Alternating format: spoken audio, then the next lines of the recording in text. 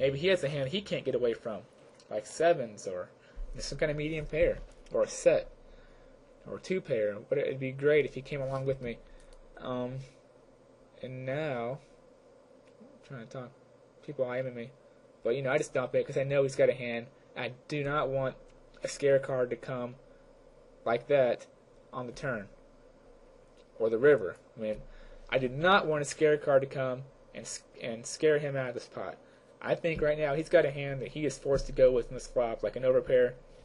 So I'm just going to play this really hard, like maybe I want to draw, and try to get all his money in now. Because if that 6 comes, he is not going to be putting much more in this pot, I don't think, with me being in the big blind, having it checked around to me.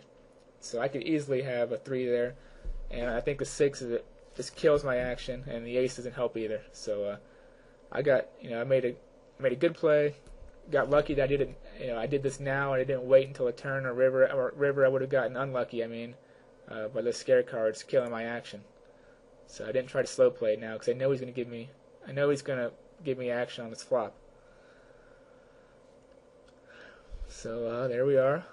Ozone told me that he flopped 2 pair there, and he let go of it, which is a really good fold. Me flat calling, and then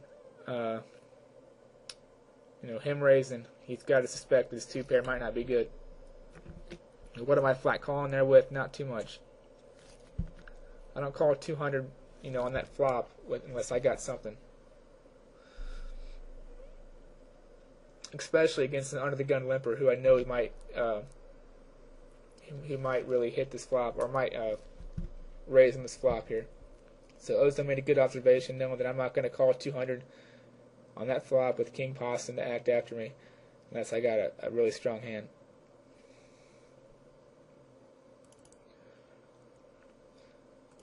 Alright, back to my big blind again.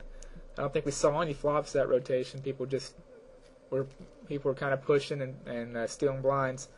Now, I'm not going to call his all in with the King 7. I'm definitely beat there, I'm sure. He's not going to be raising too much under the gun, even though he is short.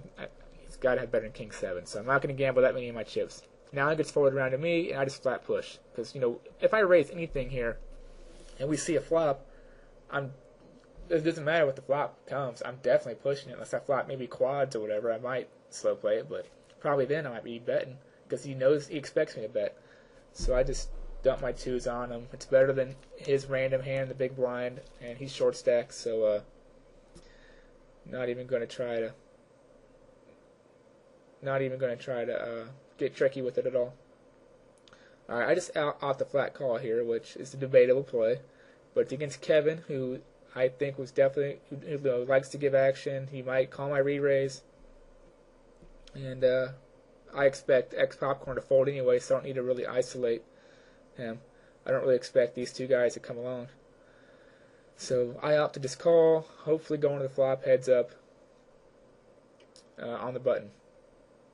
So I flop my ace, and I make another weird play, which I did on purpose to try to make a play different than what I would usually make.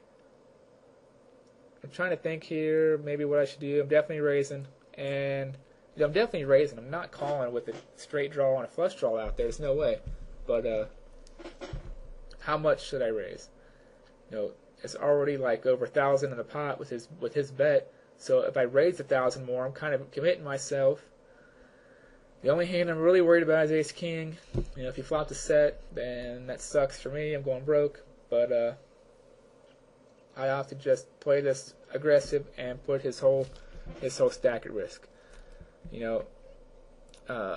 thinks forever and thinks, and he eventually folds and says that he has Ace 9.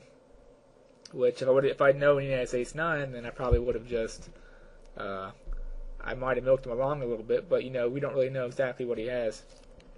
And this, to me, this looks like I might have a draw. This is kind of goes both ways.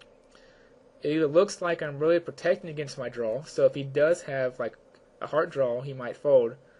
I get to protect against my draw if he does have one.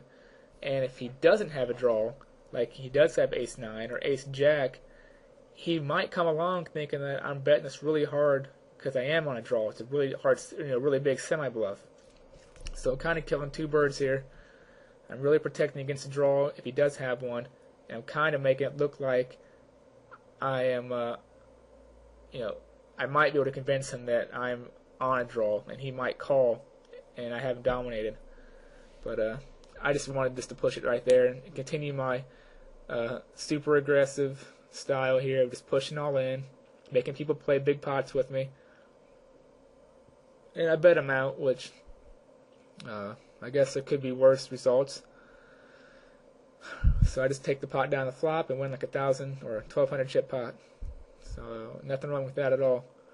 Because I just don't want to raise there and then get committed. And what's he going to have, like 800 chips on the turn? I mean, we're definitely nothing's going to stop me or him from getting all in if he calls my 1,000 raise. So.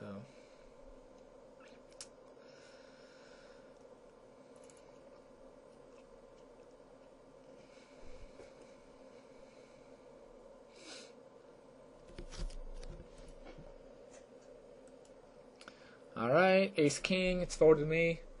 Late position. I got, more than enough for all these people. I got all of them covered here. And just continue my bullied aggression and just dump it on them. If they have any kind of hand, like an ace queen, ace jack, or pair of eights, they might call me. And I show it.